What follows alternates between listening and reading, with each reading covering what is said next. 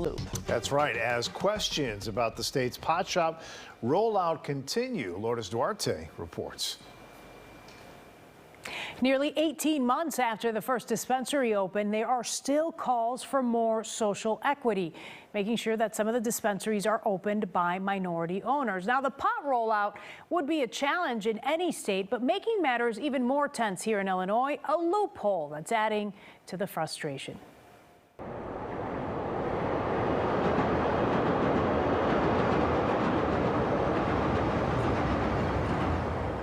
The city's West Loop has changed a lot over the years.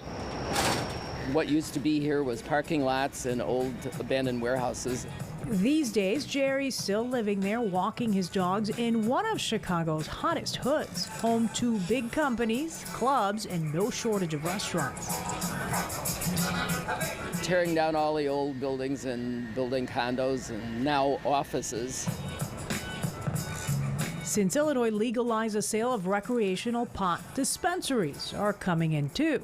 One up and running, the other on the cusp of opening, both on the same block on West Randolph. They're already cornered the market. But here's a question. How did two dispensaries wind up so close to each other? Since the way the law is written, they're not supposed to be within 1,500 feet of each other. It's a way to keep any single block from being overrun with weed shops. My name is John McTagg. I'm a land surveyor. I've been in business since 1975. We enlisted his help to confirm what we suspected. Is there any chance that they would be 1,500 No feet way, apart? no chances in hell. Okay, let's see. Let's do the measuring. It's got a laser beam, and I'm going to measure first to the southerly building, which is 1141. Now I turn around, I measure to the northerly building. It makes the total between the two buildings 166.52. As in 166 feet, a far cry from 1,500. If they knew it, why did they do it? It, as in the state, it licensed and approved both dispensaries. There's a loophole in that. That has to be addressed by the governor and his administration. Before we go into that loophole, let's first go back to the state and one of the goals of its marijuana law, so widely hailed when the governor signed it back in 2019. As we stand here on this historic occasion, Politicians touted the legislation and its emphasis on equity as a way to help repair the harm from the war on drugs, which disproportionately affected minority communities. We are having people look at us from around the country and around the world to talk about the equity provisions that are in this effort. The first round of licenses for minority-led ownership groups were supposed to be awarded by May 1st, 2020, but even those with perfect application scores, including his venture, are still without licenses, in part because of the pandemic and pending litigation. We almost look like we're going to set up to fail. It's a slap in the face. I think it's a disrespect for social equity. But as for that loophole we told you about, a spokesman for the Illinois Department of Financial and Professional Regulation, that's the agency overseeing the cannabis rollout, says the dispensaries on West Randolph aren't breaking state law by lining up across from each other. Because, get this, the license for each was approved the same day. So at the time, there were no such dispensaries within 1,500 feet of either applicant. It should have just been, this is Illinois, we're going to show everybody how we do it, and then you're going to take our model and you're going to run with it.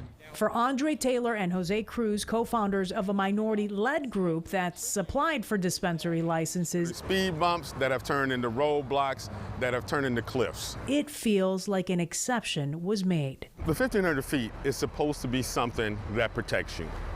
But once again, they found a way to get around it. Something he believes would never happen if minority-owned cannabis companies were involved. Trust me, if we did it, they would say you can't do it. They would take our license and they'll say, now you need to go somewhere else. That's how he feels. No way to prove it, though. As far as the two cannabis companies on Randolph, they're not talking on camera. Let me give you the phone number. Call me, that would be great. Okay. the same old struggles. Yeah. But to State Rep LaShawn Ford, what we found on Randolph raises questions, not only about state oversight, but about Pritzker's promise of equity. Look, Illinois, with great intentions, had the biggest, I would say, failure in the rollout of the cannabis industry. After our interview, Ford filed new legislation to boost minority participation and exempt their companies from the 1,500-foot rule, because he says it blocks minority-led groups from opening in trendy neighborhoods. Peanuts, peanuts, peanuts. Where prime spots have already been taken, like in Wrigleyville and the West Loop. When you look at Randolph, I know social equity applicants had their eyes set on this location because it's a booming location and they never even got a chance to compete over here at all. But eliminating that 1,500-foot rule may bring a new set of issues for residents. Will they be okay with multiple pot shops on a single block? An official with New Era Fulton Market, one of the 2 dispensaries on West Randolph, told us they are open to moving to a new location, but would need the state's permission to do so. As for LaShawn Ford's bill, it would need the General Assembly's approval and, of course, the governor's signature before any changes he proposes become law. I'm Lourdes Duarte, WGN Investigates.